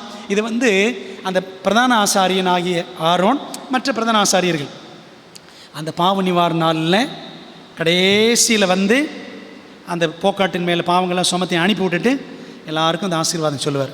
அதான் ஆரோனிக் பெனடிக்ஷன், ஆரோனின் ஆசீர்வாதம். தானியேல் 8:14 தீர்க்க தரிசனத்திலிருந்து மகாபரிசுத்தல சுத்திகரிப்பு அக்டோபர் 22, 1844 ஆரம்பமாயிற்றுன்றதை முன்னோடிகள் புரிஞ்சுக்கிட்டாங்க. நாம் அப்படி தான் இன்றைக்கி புரிஞ்சுருக்கிறோம். சரிதானே? அப்படி தான் முன்னோடிகள் வழியாக நமக்கு வந்துச்சு. ஆகவே அந்த நாளில் பூமிக்கு வருவதற்கு பதிலாக இயேசு பரலோகத்தின் ஆசரிப்பு கூடாரத்தை சுத்திகரிக்க உள்ளே பிரவேசித்தார். அதே ஆசரிப்பு கூடாரத்தில் தான் அவர் இப்பொழுதும் இருக்கிறார். அந்த சுத்திகரிப்பை அவர் நிறைவேற்றின பிற்பாடு தமது ஜனங்களை அழைத்து செல்ல 2ஆம் முறையாக வருவார். பிராகாரத்தில் காத்திருந்து அவரது நடையின் சத்தத்தை கவனித்து கொண்டிருக்கிற ஜனங்கள் நாமே. புரியுதா உங்களுக்கு? பிரதான ஆசாரியன் உள்ளே போவான், பழைய ஏற்பாட்டு ஆசரிப்பு கூடாரத்தில் ஜனங்களெல்லாம் வெளியில் காத்திருப்பாங்க. இப்போ அதே மாதிரி இயேசு கிறிஸ்து மகாபரிசுத்தலத்தில் இருக்கிறார் பரலோகத்தில். அப்போ வெளியில் காத்திருக்கிற ஜனங்கள் யார்? நாம் தானே. முன்னோடியில் கண்டுபிடிச்சாங்களாம், நாம தான் அந்த ஜனங்கள். 180 வருஷம் ஆச்சு. வழங்குது அவங்களுக்கு. 1844 உள்ளே பிரவேசித்தவர் இன்னும் அந்த நியாய விசாரணை பணியை செஞ்சிட்ருக்கிறார். 2024 இந்த வருஷம் பார்த்தீங்கன்னா 180 வருஷம் ஆயிடுச்சு நியாய தீர்ப்பு ஆரம்பமாகி. வருகைக்கு முந்தின நியாய தீர்ப்பு, ப்ரீ அட்வென்ட் ஜட்ஜ்மெண்ட் அப்படின்னு சொல்லுவாங்க. வருகைக்கு முந்தின நியாய தீர்ப்பு. அப்போ வெளியில் காத்திருக்கிற ஜனங்கள் யார்? நாம தான். எப்படி காத்திருந்தாங்க இஸ்ரவேல் ஜனங்கள்? சாப்பிடாமல் காத்திருந்தாங்க. அப்படி தானே? உபவாசத்தோடு இருந்தாங்க, ஒரு வேளையும் செய்யலை. ஏன்னா அது பெரிய ஓய்வு நாள். புரியுதா உங்களுக்கு? இப்போ உங்களுக்கு விளங்குதா ஏன் ஓய்வு நாள் நம்ம உண்மையாக கடைப்பிடிக்கணும்னு சொல்கிறோன்னு? நம்ம இருக்கிற காலகட்டம் என்ன காலகட்டம்? பெரிய ஓய்வு நாள், கிரேட் சாபத். அந்த காலகட்டத்தில் இருக்கிறோம். எல்லாம் உபவாசம் இருந்தாங்க. நம்ம உபவாசம் இருக்குன்னு அப்படி அர்த்தம் கிடையாது. என்ன அர்த்தம் தெரியுமா? we must take simple food, எளிமையான ஆகாரம். அப்படி தான் தீர்க்க தரிசன ஆவியில் படிக்கிறோம். எளிமையான ஆகாரம் புசிக்கணுமா அந்த காலகட்டத்தில். கிறிஸ்துவானவர் பரலோகத்தில் பரிந்து பேசி கொண்டிருக்கிறேன், நியாய தீர்ப்பை நிகழ்த்தி கொண்டிருக்கிறேன். இந்த காலகட்டத்தில் எளிமையான ஒரு வாழ்க்கை, எளிமையான ஒரு ஆகாரம். புரியுதா உங்களுக்கு? அதுதான் பாவனி வார நாளில் நம்ம வாழக்கூடிய வாழ்க்கை. ஆடம்பரமான வாழ்க்கை கிடையாது. பிரியமானவர்களே, நம்ம அதை யோசிக்கணும். ஆகவே கிறிஸ்துவானவர் மகாபரிசுத்தலத்தில் இருக்கும் பொழுது வெளியிலே காத்திருக்கிற ஜனங்கள் யார்? நாம் தான். அது எவ்வளவு காலம் செல்லும், அந்த நியாய தீர்ப்பு இன்னும் எவ்வளவு காலம் செல்லும் என்று நாம் சொல்ல முடியாது. ஆயினும் அதற்கு நீண்ட காலம் பிடிக்காது என்பதை நாம் அறிவோம். அப்படின்னு என்ன பண்ணாங்க தெரியுமா? இப்படி இந்த முன்னோடிகள் ஒன்றா கூடி ஆராய்ச்சி செய்து இந்த ஆசரிப்பு கூடார சத்தியத்தை அவர்கள் கண்டறிந்தார்கள். அதனுடைய சம்மரி உங்களுக்கு நான் சொல்லிட்டேன், சுருக்கத்தை சொல்லிட்டேன். ஏற்கனவே ஒரு மாதிரி சொன்னேன். தானியேல் 8:14 ஜோடி வசனம் எது? தானியேல் 8:14 விளக்கம் எங்கே இருக்குது? தானியேல் 7:13. சரிங்களா? 8:14 என்ன? அவன் என்னை நோக்கி 2300 ஆப்புகள் செல்லும் வரைக்கும் இருக்கும், பின்பு பரிசுத்த ஸ்தலம் சுத்திகரிக்கப்படும். இதுக்கு என்ன அர்த்தம்? தானியேல் 7:13 படிக்கலாம் அந்த வசனத்தை. நான் வாசிக்கிறேன், பைபிள்லேருந்து வாசிக்கிறேன். பைபிளை கொஞ்சம் திறக்கலாமா? தானியேல் 7:13. ராத் தரிசனங்களிலே நான் பார்த்து கொண்டிருக்கையில் இதோ மனுஷகுமாரனுடைய சாயலான ஒருவர் வானத்து மேகங்களுடனே வந்தார். அவர் நீண்ட ஆயுசுள்ளவர், இடமட்டும் வந்து அவர் சமீபத்தில் கொண்டு வரப்பட்டார். சரிங்களா? அப்படியே மேலே உள்ள வசனங்கள் 7ஆம் அதிகாரம் 9, 10 வசனங்கள்லாம் படித்து பாருங்கள். அழகான ஒரு நியாய தீர்ப்பின் காட்சி. நீண்ட ஆயுசுள்ளவர் பிதா உட்கார்ந்திருப்பார். 1000 கோடாக்கோடி தூதர்கள், அக்னி நதி அவருக்கு முன்பாக ஓடினது, புஸ்தகங்கள் திறக்கப்பட்டன. அப்போது பிதா இருந்த இடத்துக்கு யார் வந்தாவான்? கிறிஸ்துவானவர் கொண்டு வரப்பட்டார். சரிங்களா? பரிசுத்த ஸ்தல சுத்திகரிப்பு ஆரம்பித்தது. தானியேல் 8:14 விளக்கம் எங்கே இருக்குது? தானியேல் 7:13. இது அவங்க என்ன செய்யலாம்? அப்போது ஏமாற்றத்துக்கு முன்னாடி கண்டுபிடிக்கலை. அதுக்கப்புறம் தான் தேவன் கொஞ்சம் கொஞ்சமாக வெளிப்படுத்தினார். பிரியமானவர்களே, வேதாகமத்தை கருத்தாய் ஆராய்ந்த குரோசியர் கண்டுபிடித்த உண்மைகள் இவைகளே. சகோதரர் எட்சன் கண்டு கேட்ட தரிசனத்துடன் இது பொருந்துகிறது. அந்த தரிசனம் பார்த்தாரே எட்சன், ஹைரம் எட்சன் பார்த்தார்ல, அதற்கும் நான் வேதாகமத்தில் கண்டுபிடித்த இந்த விளக்கங்களுக்கும் ஒத்து போகிறது. அந்த ஆசரிப்பு கூடாரம் பரலோகத்தில் இருக்கிறது என்று குரோசியர் சொன்னார். அப்போ இப்படி கண்டுபிடிச்ச ஆசரிப்பு கூடார உண்மைகளை என்ன செஞ்சாங்களாம்? த டே டான் என்ற பத்திரிகையில் வெளியிடணும்னு சொல்லிட்டு ஜேம்ஸ் ஒயிட், ஜோசப் பேட்ஸ் எல்லாரும் அந்த செய்தியை வரவேற்றார்கள். சரிங்களா? அந்த ஹேண்ட் ப்ரெஸ் தொடங்கினாங்களே, கை அச்சு இயந்திரம், அதில் த டே டான் என்ற ஒரு பத்திரிகையை தயாரித்து இந்த ஆசரிப்புடார் சத்தியங்கள், நிறைய சத்தியங்களை பிரிண்ட் பண்ணணும்னு சொல்லி எல்லாம் என்ன செஞ்சாங்க? ஆர்வத்தோடு இந்த சத்தியங்களை அச்சடித்து எல்லாம் ஆங்காங்கே அனுப்ப ஆரம்பித்தார்கள். பைபிள் சொல்லுது, ஆண்டவர் எப்படி வழி நடத்துவாராம்? குருடரை அவர்கள் அறியாத வழியிலே வழி நடத்துவார். வசனம் சொல்லுது பாருங்கள். வருகையை காணாமல் வாடி வதங்கி வழி அறியாமல் வாழ்வில் துவண்டு போயிருந்த அந்த அற்ப சொற்பமான நமது சில முன்னோடிகளுக்கு வழி இதுவே, இதில் நடவுங்கள். ஏசாயா 30:21 படிக்கிறோம். வழி இதுவே, இதில் நடவுங்கள் என்று ஆண்டவர் என்ன செஞ்சார்? நம்முடைய முன்னோடிகளுக்கு ஆசரிப்பு கூடார வழியை அவர்களுக்கு காண்பித்தார். தேவனே முது வழி எங்கே இருக்கு? பரிசுத்த ஸ்தலத்தில் உள்ளது. ஆண்டவர் இயேசு கிறிஸ்து 2ஆம் முறை பூமிக்கு வரப்போகிறாரு, அதான் வழி, ரட்சிப்பின் வழி நினைச்சாங்க. ஆனால் இயேசுவானவர் எங்கே போனார்? பரிசுத்தலத்திலிருந்து மகா பரிசுத்தலத்துக்குள்ளே பரலோகத்தில். தேவனே முது வழி பரிசுத்த ஸ்தலத்தில் உள்ளது.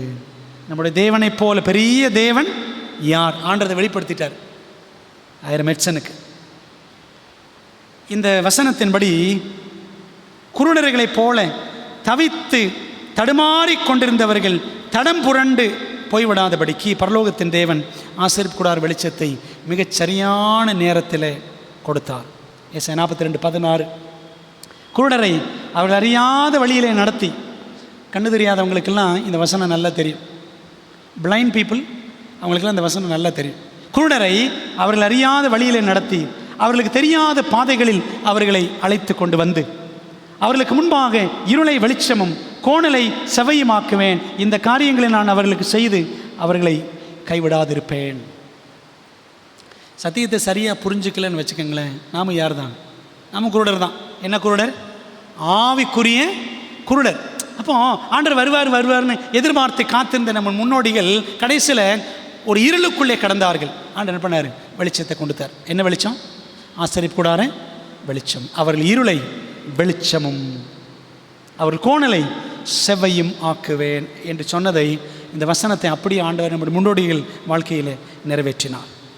ஏதோ பயங்கரத்தால் பாதிக்கப்பட்டவர்கள் போல காணப்பட்ட நமது முன்னோடி சகோதரர்களுக்கு தேவன் தாமே பயங்கரமாக விளங்கினார். அதை சங்கீதம் 68:15 35 படிக்கிறோம். பாருங்களேன், சங்கீதம் 68:35. தேவனே, உமது பரிசுத்த ஸ்தலங்களில் இருந்து பயங்கரமாய் விளங்குகிறீர். ஆண்டவர் அந்த பரிசுத்த ஸ்தலத்திலிருந்து மகா பரிசுத்தலத்துக்கு போகிற அந்த காட்சியை, அந்த பயங்கரமான காட்சியை வெளிப்படுத்தினார். இஸ்ரவேலின் தேவன் தம்முடைய ஜனங்களுக்கு பலனையும் சத்துவத்தையும் அருளுகிறவர். தேவனுக்கு ஸ்தோத்திரம் உண்டாவதாக. நம்முடைய முன்னோடிகள் ஆண்டவர் வருவார்னு அப்படி எதிர்பார்த்து சோர்ந்து போய் கிடந்தாங்க. அவர் வரல. அவர் வராத பொழுது பலத்த ஏமாற்றம். நீங்கள் யோசித்து பாருங்களேன், அந்த ஏமாற்றத்துக்குள்ளே இருந்தால் தான் தெரியும். வீடுகள் கிடையாது, வித்தாச்சு. நிலபலன்களை வித்தாச்சு. திரும்ப போகணும். எல்லோரும் கேலி கிண்டல் பரியாசம் நக்கல் நையாண்டி எல்லாம் பண்ணுவாங்கல்ல. இதெல்லாம் சந்திக்கணும், சமாளிக்கணும். சரிதானே? ஒரு பெரிய சவால். அன்பானவர்களே, அப்போ ஆண்டவர் தம்முடைய பரிசுத்த ஸ்தலங்களில் இருந்து பயங்கரமாய் விளங்கினார். தம்முடைய ஜனங்களுக்கு பலனையும் சத்துவத்தையும் கொடுத்தார். இந்த ஆசரிப்பு கூடார சத்தியத்தை வெளிப்படுத்தி தம்முடைய ஜனங்களுக்கு பலனை கொடுத்தார், சத்துவத்தை கொடுத்தார்.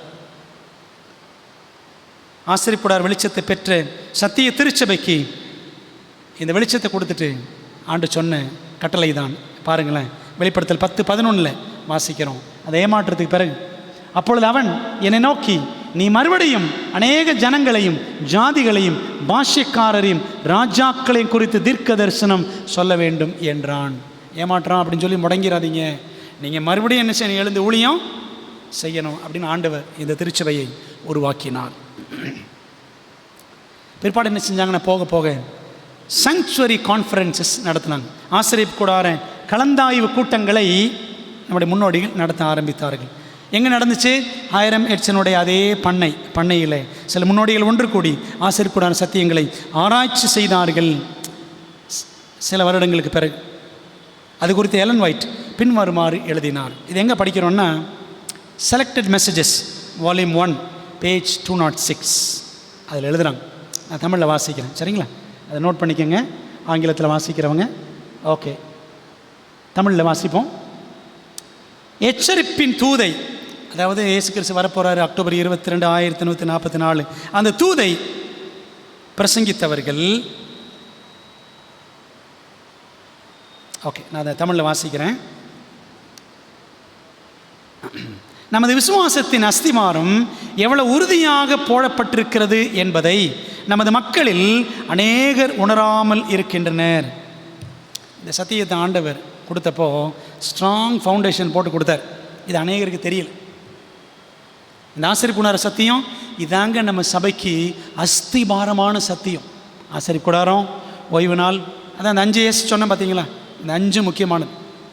2ஆம் வருகை முதல்ல கிடச்சிச்சு, அதுக்கப்புறம் ஆசரிப்பு கூடாரம். இதெல்லாம் முக்கியமான சத்தியங்கள். இது எவ்வளோ பெரிய முக்கியமான அஸ்திபாரம், தேவன் எவ்வளோ உறுதியான அஸ்திபாரம் போட்டிருக்கிறாருன்னு நிறைய பேருக்கு உணர்வே கிடையாது. எனது கணவர், அதாவது எலன் ஒயிட் எழுதுகிறாங்க, தன்னுடைய கணவர் ஜேம்ஸ் ஒயிட், மூப்பர் ஜோசப் பேட்ஸ், தந்தை பியர்ஸ், ஸ்டீஃபன் பியர்ஸ், அவரை ஃபாதர்னு கூப்பிடுவாங்க அன்பாக. தந்தை பியர்ஸ், மூப்பர் ஹைரம் எட்சன் மற்றும் கூர்மதியும் மேன்மையும் உண்மை மிக்கவர்களாக இருந்த மற்றவர்கள் இன்னும் நிறைய பேர், இவங்கெல்லாம் ஒன்றா சேர்ந்து 1844 நேரம் கடந்து சென்ற பின், 1844 அனுபவத்துக்கு அப்புறம் மறைத்து வைக்கப்பட்டிருந்த ஒரு பொக்கிஷத்தை தேடி இருந்தது போல சத்தியத்தை தேடியவர்களுக்கு மத்தியில் இருந்திருந்தனர். அதாவது இப்படி ஒரு சிலர் கூடி அந்த ஒரு இடத்துல தங்க புதையல் ஒளிஞ்சிருக்குன்னா, மறைஞ்சிருக்குன்னா எப்படி தேடுவோம், அந்த மாதிரி சத்தியத்தை ஆராய்ஞ்சு படித்தாங்களாம். நான் உங்களுக்கு சுருக்கமாக சொல்லிட்டேன் ஆசிரியப்பு கூடாரம் என்னென்ன சத்தியம்னு. ஆனால் அவங்க தேடி கண்டுபிடிச்சாங்க. எப்படி கண்டுபிடிச்சாங்க பாருங்களேன். நான் அவர்களை சந்தித்தேன். எலன் ஒயிட் அவங்கள பார்த்து அந்த கூட்டத்தில் அவங்களும் இருக்கிறாங்க, ஆராய்ச்சி கூட்டத்தில். நாங்கள் ஒன்று சேர்ந்து ஆராய்ந்து அக்கறையுடன் ஜெபம் பண்ணினோம். ஒளிக்காக, சத்திய வெளிச்சத்துக்காக ஜெபம் பண்ணி கொண்டும் வார்த்தையை ஆராய்ந்து கொண்டும் அடிக்கடி நாங்கள் இரவு நெடுநேரம் வரையும் சில சமயங்களில் இரவு முழுவதிலும் கூட ஒன்று சேர்ந்திருந்தோம். நம்ம முன்னோடிகள் ராத்திரி ரொம்ப நேரம், சில நேரம் தூங்கவே மாட்டாங்களாம், உட்காந்து எல்லாம் பைபிளை ஆராய்ச்சி பண்ணுவாங்களாம். வேதாமத்தின் அர்த்தத்தை அறிந்து கொள்வதற்காகவும் வல்லமையுடன் அதை போதிப்பதற்கு ஆயத்தமாய் இருக்கவும் வேதாமத்தை ஆராய்வதற்காக மறுபடியும் இந்த சகோதரர்கள் ஒன்று கூடி வந்தனர். பைபிளை புரிஞ்சு கொண்டதுக்காக இந்த முன்னோடிகள் திரும்ப ஒன்றா கூடி பைபிளை ஆராய்ச்சி பண்ணாங்களாம். நம்ம அந்த மாதிரி செய்கிறோமா? ஓய்வு நாள் பாடம் படிக்கிறதுக்கே ரொம்ப கஷ்டமாக இருக்குது. அப்படி ஒரு காலத்தில் நம்ம இருக்கிறோம் இப்போது. ஆனால் முன்னோடிகள் அப்படி கிடையாது. அந்த மாதிரி நம்ம மாறணும். அவர்களுடைய ஆராய்ச்சியில் இதற்கு மேல் நம்மால் ஒன்றும் செய்ய முடியாது என்ற நிலைக்கு அவர்கள் வரும்போது கர்த்தருடைய ஆவியானவர் என் மீது இறங்குவார். அதாவது அவ்வளோதாங்க, இது வரைக்கும் படித்து ஆராய்ச்சாச்சு, இதுக்கு மேலே என்ன செய்கிறது அப்படின்னு திகைக்கிற சமயத்தில் ஆவியானவர் இறங்குவார் எலன் ஒயிட் மீது. நான் தரிசனத்தில் எடுத்துக்கொள்ளப்படுவேன். நாங்கள் ஆராய்ந்து கொண்டிருந்த வேத பகுதிகளுக்கு ஒரு தெளிவான விளக்கமும் அத்துடன் நாங்கள் எவ்விதமாக வேலை செய்யவும் மற்றும் பயன் தரும் விதமாக போதிக்க வேண்டும் என்ற அறிவுறுத்தலும் எனக்கு கொடுக்கப்படும். அதாவது இது வரைக்கும் ஒரு சத்தியத்தை படித்தோம், இந்த சத்தியம் சரிதான் அப்படின்னு சொல்லி தேவன் நிச்சயம் கொடுப்பாராம், தெளிவான விளக்கம் இன்னும் கொடுப்பாராம் எலன் ஒயிட் தரிசனத்தின் மூலமாக. சரிங்களா? அதுக்கப்புறம் எப்படி ஊழியம் செய்யணும், எப்படி போதிக்கணும் என்பதெல்லாம் ஆண்டவர் கற்றுக் கொடுப்பாராம்.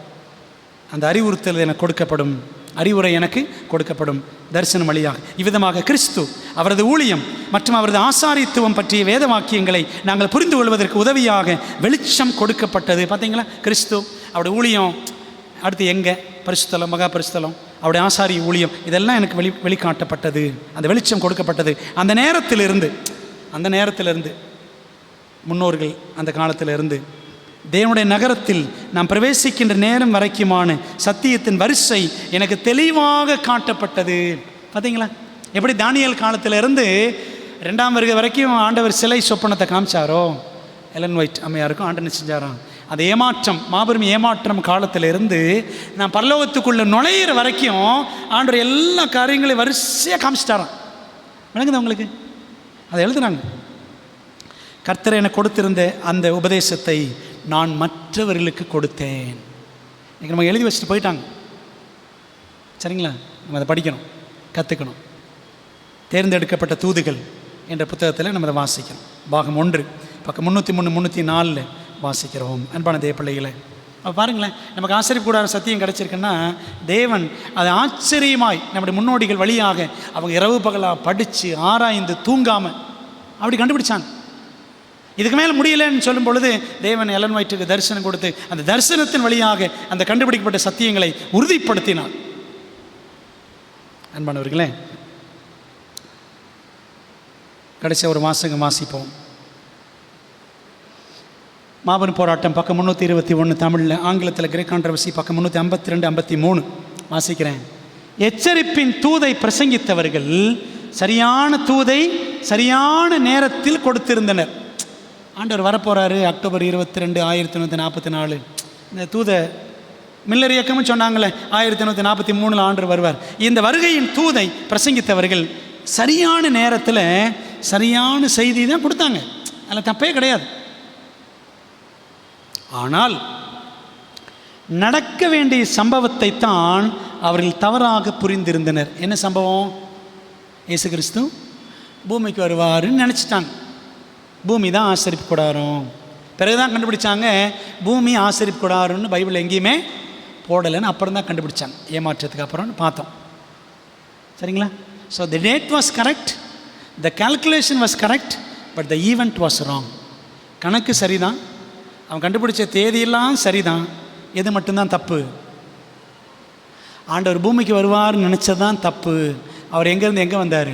பரலோகத்தின் பரிசுத்தலத்திலிருந்து மகா பரிசுத்தலத்திற்குள்ளே வந்தார்.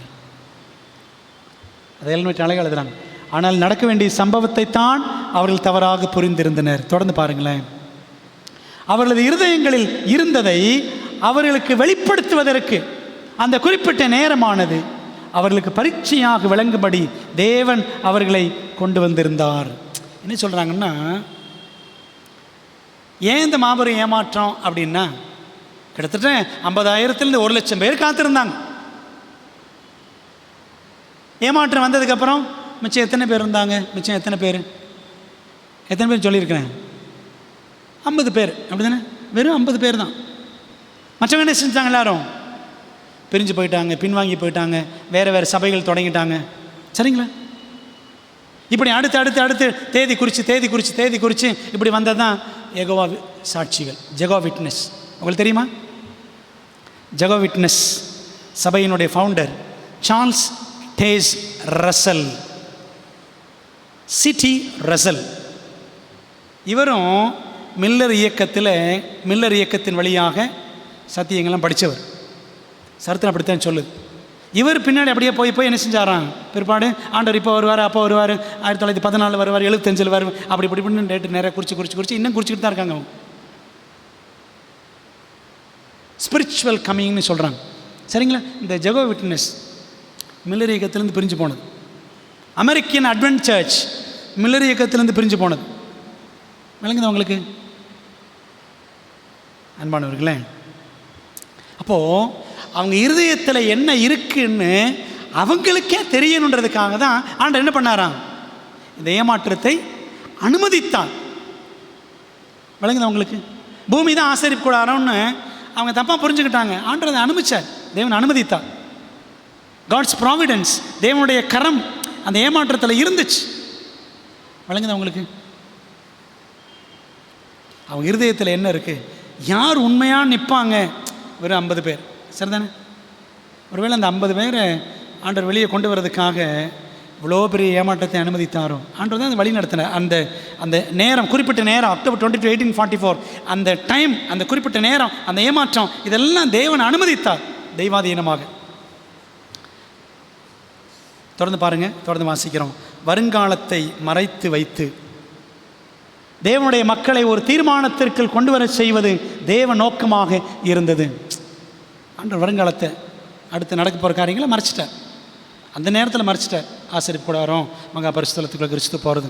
வருங்காலத்தை மறைத்து வைத்து தேவனுடைய மக்களை ஒரு தீர்மானத்திற்குள் கொண்டு வர செய்வது தேவ நோக்கமாக இருந்தது. கிறிஸ்துவின் வருகையை குறித்து திட்டமான நேரத்தை போதித்தால் ஒழிய தேவனால் திட்டமிடப்பட்ட வேலையை செய்து முடித்திருக்க முடியாது. ஒரு பெரிய எழுப்புதல், ஒரு பெரிய ஊழியத்தை செஞ்சு முடித்தாங்க மில்லர் இயக்கம், சரிங்களா? அந்த டேட்டு இருந்ததுனால தான் பரபரப்பாக வேலை செஞ்சாங்க, சரிதானே? அது அப்போது. அதுக்காக இப்போ நிறைய பேர் டேட்டை குறிச்சிக்கிட்டு இருக்கிறாங்க. அப்படி செய்யக்கூடாது. ஆனால் பாருங்களேன், பரம தரிசனங்களில் எலன் ஒயிட் இதை எழுதுகிறாங்க. அந்த குறிப்பிட்ட நேரம் அது இருந்தால் தான் தீவிரமாக வேலை செய்ய முடியும்னு தேவன் அந்த நேரம் குறித்தலெல்லாம் அனுமதித்தார். அப்போது நல்லா கவனிங்களேன். ஆதி சீஷர்கள் கிபி 31 இயேசு மேசியாவாக அரியணையில் அமர்வார், ராஜாவாக வருவார்னு எதிர்பார்த்து மாபெரும் ஏமாற்றம் அடைந்தார்கள். ஏமாற்றம் அடைஞ்சாங்களா சீஷர்கள்? அவரோ மரித்து உயிர்த்து பரமேறி சென்றார். பின்னர் நம்பிக்கையை விடாமல் காத்திருந்து ஜெபித்து கிறிஸ்துவானவர் பரலோக பரிசுத்த ஸ்தலத்தினுள் நுழைந்ததும் அவர்கள் பரிசுத்த ஆவியை பெற்று கொண்டார்கள். அது முதல் கிறிஸ்தவ சபை உதயமானது, சரிதானே? பாருங்கள் இதோட கனெக்ஷன் எப்படின்னா, அது போலவே கிபி 1844 வருகை இயக்கத்தின் நபர்கள், வருகை இயக்கவாதிகள் இயேசு ராஜாதி ராஜாவாக வருவார் என்று எண்ணி மாபெரும் ஏமாற்றம் அடைந்தனர். அவரோ பரலோக பரிசுத்தலத்திலிருந்து மகா பரிசுத்தலத்தினுள் நுழைந்தார். நம் முன்னோடிகள் பரலோக ஆசிரிப்பு கூடார வெளிச்சத்தை பெற்றனர். அதுவே முடிவு கால முத்தூது முழக்க சபையாக உதயமானது. புரியுது அவங்களுக்கு?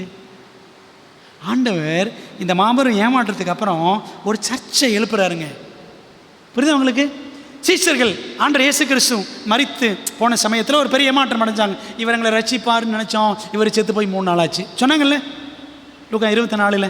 பாருங்களேன், அந்த ஏமாற்றத்துக்கு அப்புறம் காத்திருந்தாங்க, ஜெபம் பண்ணாங்க, பரிசுத்த ஆவியை பெற்றாங்க. முதல் கிறிஸ்தவ திருச்சபை உருவாயிற்று. அதே போல தான் அக்டோபர் 22, 1944 ஏமாற்றத்துக்கு அப்புறம் ஆண்டவர் என்ன செஞ்சார்? பரிசுத்தலத்தில் மகா பரிசுத்தலத்துக்குள்ளே போனார். ஜனங்களுக்கு ஆசரிப்புடார் வெளிச்சத்தை கொடுத்தாரு, சரிதானே? முடிவு கால திருச்சபை உதயமானது. விளங்குதா அவங்களுக்கு? இந்த கனெக்ஷன் விளங்குதா பெரியமானவர்களே? அப்போ ஆண்டவர் ஒரு மெய்யான சத்தியத்தை போதிக்கிற ஒரு சபையை உருவாக்கணுன்றதுக்காக இப்படி ஒரு ஏமாற்றத்தை, மாபெரும் ஏமாற்றத்தை தெய்வாதீனமாக அனுமதித்தார். விளங்குச்சா அவங்களுக்கு? இதை நம்ம புரிஞ்சுக்கணும். அதனால தான் வசனம் படிக்கிறோம், தேவனே உமது வழி பரிசுத்த ஸ்தலத்தில் உள்ளது. சங்கீதம் 77:13. அல்லேலூயா, ஆமென். தேவன் இந்த திருச்சபையில் கொடுத்துருக்கிற இந்த ஆச்சரியமான ஆசிரியக்கூட சத்தியத்தை நம்ம புரிஞ்சுக்கணும். இன்றைக்கி நட்சல் சுருக்கமாக பார்த்தோம். இதை நம்ம ஆழமாக இது வரைக்கும் படிச்சிருக்கலாம், ஒருவேளை படிக்கலாம். இனிமேல் நம்ம என்ன செய்யணும்? படிக்கணும். தேவன் அதற்கு வேண்டிய கிருபைகளை நமக்கு தருவாராக. பரிசுத்தம் நிறைந்த நல்ல தகப்பனே, இந்த மகத்துவமான ஓய்வு நாளுக்காக நன்றி செலுத்துகிறோம். கர்த்தாவே, முடிவு காலத்தின் திருச்சபையாக, முத்துதை முழங்கும் சபையாக, தீர்க்க தரிசனத்தின் அடிப்படையில், மாபெரும் ஏமாற்றத்தின் அடிப்படையில் தகப்பனே கர்த்தர் மீதமான திருச்சபையை எழுப்பியிருக்கிறீர். சீஷர்களுக்கு மாபெரும் ஏமாற்றம், முதல் கிறிஸ்தவ திருச்சபை உருவாயிற்று. அட்வென்டிஸ்ட் முன்னோடிகளுக்கு ஏமாற்றம், முடிவு கால திருச்சபை உருவாயிற்று. கர்த்தாவே, எங்களுக்கும் இந்த திருச்சபைக்கும் வேதாகமத்துக்கும் எவ்வளோ அழகான ஒற்றுமை என்பதை நாங்கள் பார்த்தோம். ஆண்டவரே, இந்த திருச்சபை ஏனோ தானவென்று உருவான திருச்சபை அல்ல, யார் யாரோ தங்கள் மனம் போன போக்கில் உருவாக்கின திருச்சபை அல்ல. இது தேவனுடைய திட்டப்படி, தீர்க்க தரிசன எழுத்துக்களின்படி உருவான திருச்சபை. ஆண்டவர் இந்த திருச்சபையின் விலாசத்தை தானியேல் 8:14 வெளிப்படுத்தல் 10ஆம் அதிகாரத்திலையும் நாங்கள் கண்டுபிடிக்கிறோம். ஆண்டவரே தகப்பனே, ஆகவே நீர் உருவாக்கின இந்த முடிவு கால முத்தூது முழக்க திருச்சபையில் நாங்கள் அப்பா உண்மையாக இருந்து வைராக்கியமாக இருந்து இந்த சத்தியங்களெல்லாம் நாங்கள் திருச்சபை முன்னோடிகளை பற்றி படிக்கும் பொழுது ஆவியிலே அனல் கொண்டு தகப்பனே, அவள் எப்படி இரவும் பகலும் வேத வசனங்களை ஆராய்ந்து பார்த்தார்களோ ஆண்டவரே, அந்த தாகத்தை எங்களுக்கு கொடுங்கப்பா, அந்த வேகத்தை எங்களுக்கு கொடுங்க, அந்த உற்சாகத்தை எங்களுக்கு கொடுங்க தகப்பனே. பல நேரங்களில் பயில் வாசிக்கிறது எங்களுக்கு சோம்பேறித்தனமாக இருக்கிறது. ஓய்வு நாள் பாடம் படிக்கிறதுக்கும் எங்களுக்கு மிகவும் ஆண்டவரே களைப்பாக இருக்கிறது. இந்த நிலையெல்லாம் கர்த்தர் மாற்றி போடும்படியாய் வேண்டுகிறோம். உம்முடைய ஆவியினால் எங்கள் முன்னோர்களுக்கு தந்த ஆவியை எங்களுக்கு தாங்கப்பா. உம்முடைய சமூகத்தில் ஒப்பு கொடுக்குறோம் கர்த்தாவே. அந்த காலத்தில் அவர்களுக்கு எவ்வளோ வைராக்கியம் இருந்தது என்றால், இந்த காலத்தில் ஆண்டவர் சீக்கிரத்தில் சந்திக்க போகிறோம். ஆண்டவர் சீக்கிரமாய் வரப்போகிறீர். இந்த உலகம் வெகு சீக்கிரத்தில் முடிவுக்குள்ளாக அழிவுக்குள்ளாக செல்ல இருக்கிறது தகப்பனே. எங்களுக்கு எவ்வளோ பேர் வைராக்கியம் உற்சாகம் தேவை, எங்களுக்கு அதை கொடுங்கப்பா. எங்களை ஒப்பு கொடுக்குறோம். இந்த சத்தியத்தை கேட்ட எல்லா பிள்ளைகளையும் ஆசீர்வதிங்க. தொடர்ந்து இந்த முன்னோடிகள் பாடங்கள் எங்களுக்கு ஒரு பெரிய எழுப்புதலை உண்டு பண்ண எங்களை தாழ்த்தி ஒப்படைக்கிறோம். இந்த இரவில் படைக்கப்பட்ட காணிக்கைகளுக்காக அனுப்பின பிள்ளைகள், அதை படைத்த பிள்ளைகள் எல்லாரையும் ஆசீர்வதியும் கர்த்தாவே. இந்த ஆலயத்தில் ஆன்லைனில் இந்த ஆராதனையில் கலந்து கொண்டிருக்கிற எல்லா பிள்ளைகளையும் ஆண்டவர் ஆசீர்வதிப்பீராக. ஓய்வு நாளில் எங்களுடைய வாயின் வார்த்தைகளும் இருதயத்தின் தியானங்களும் தெய்வ சமூகத்தில் பிரியமாக இருக்க, நாங்கள் தேவனோடு அதிக நேரம் செலவழிக்க எங்களுக்கு பலத்தை தாரும் கர்த்தாவே. மழை பெய்த போதும் கர்த்தருடைய பிள்ளைகள் உற்சாகத்தோடு இந்த நாளில் ஆலயத்தில் வந்து கலந்து கொண்டதற்காக துதிக்கிறோம். கர்த்தரை எல்லாரையும் ஆசீர்வதியும். தெய்வ சமாதானத்தோடு ஆண்டவரே தேவனோடு நடக்க வேண்டும் என்ற அந்த தீர்மானத்தோடு இங்கிருந்து கடந்து செல்ல எங்களுக்கு கிருபைகளை தாரும் ஆண்டவரே. ஹெர்மெட்சன் எவ்வளோ பெரிய தியாகம் செய்திருக்கிறார். தன்னுடைய பண்ணையை விற்று முதல் பதிப்பகம் உருவாவதற்கு காரணமாக இருந்த அவரை போல நாங்களும் இந்த காலத்தில் ஆண்டவருக்காக ஏதாகிலும் செய்யணும், ஆண்டவருக்காக சாதிக்கணும், தியாகம் செய்யணும் என்ற உற்சாகத்தை வைராக்கியத்தை எங்களுக்கு தாங்க. எங்கள் ஜெபத்தை ஏற்றுக்கொள்ளுங்க, ஆசீர்வதிங்கப்பா. இயேசுவின் நாமத்தில் ஜெபிக்கிறோம் ஜெபங்கேலும் நல்ல பிதாவே, ஆமென். என் ஆத்மாவே கர்த்தரை ஸ்தோத்திரி, என் முழு உலமையோட பரிசுத்த நாமத்தை ஸ்தோத்திரி.